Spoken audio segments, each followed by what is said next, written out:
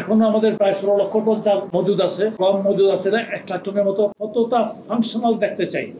আপনারা জানেন যে মাননীয় প্রধান উপদেষ্টা বারংবার একটা কথা বলছেন যে মধ্য ফেব্রুয়ারিতে রোজার আগেই জাতীয় নির্বাচন অনুষ্ঠিত হবে এবং বর্তমান অন্তর্বর্তীকালীন সরকার বিদায় নেবে।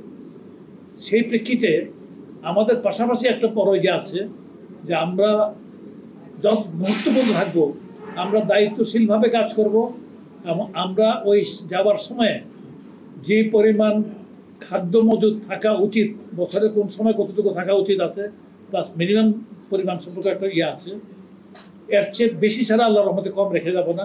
ওইভাবে আমরা পরিকল্পনা সাজাচ্ছি। এখনও আমাদের প্রায় 16 লক্ষ টন চাল মজুদ আছে, গম মজুদ আছে না 1 লাখ টনের মতো, প্লাস বাকি আরও আসছে।